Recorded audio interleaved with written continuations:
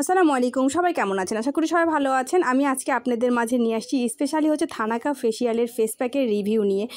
অনেকেই আমাকে প্রশ্ন করেছেন যে আপু তোমার পার্লারে কি ধরনের ফেসিয়াল চলছে। তো আমার পার্লারে আসলে সব ধরনের ফেসিয়াল আছে। থানাকা ফেসিয়ালটা এখন যেহেতু ইউটিউব ফেসবুক ভাইরাল, যার কারণে থানাকা ফেসিয়ালের বিষয় জানতে চাচ্ছেন। আসলে থানাকা ফেসিয়ালটা কিন্তু আসলে অনেক ভালো।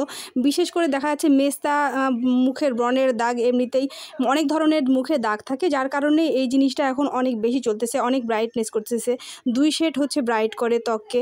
আর এটা দেওয়ার নিয়ম আসলে গোলাপ জল দিয়ে কিংবা নর্মাল পানি কিংবা শশার রস দিয়ে এটা কিন্তু গুলিয়ে নিতে হয়। তো আমি একটা জিনিসই সাজেস্ট করব, পার্লারে করলে দেখা যাচ্ছে বিশেষ করে ওনারা নর্মাল একটা ফেসিয়ালের মাধ্যমে ফেসিয়াল করে দেওয়ার পরে এই প্যাকটা লাগিয়ে দেওয়া হয়। তো এটাতে বেশি সমস্যা হয় না, কারণ মুখটা ক্লিন করে নিতে হয়।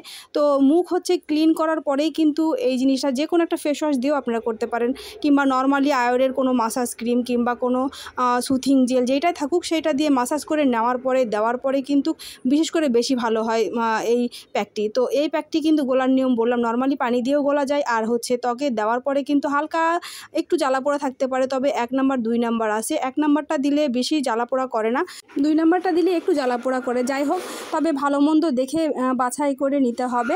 আর ব্যবহারের পরে যে কোনো একটা ময়শ্চারাইজার মুখে লাগাইতে হবে, যেমন আপনারা অলি ক্রিম কিংবা এখানে আপনারা চাইলে সুথিং জেল আছে, কিংবা অ্যালোভেরা দিতে পারেন, যে কোনো একটা জিনিস দিয়ে, কিংবা নাইট ক্রিম ইউজ করলে নাইট ক্রিম দিতে পারেন।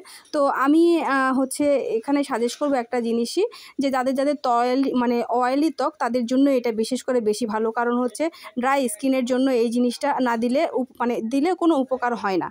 এই প্যাকের বিষয়ে যারা ডিটেলস আরও কিছু জানতে চান তাহলে আমাকে নক করেন, অবশ্যই ইনবক্সে আমি আপনাদের মাঝে আরও কিছু সাজেস্ট করব। তো আজকে এই পর্যন্ত, সবাই ভালো থাকবেন। আল্লাহ হাফেজ, আসসালামু আলাইকুম।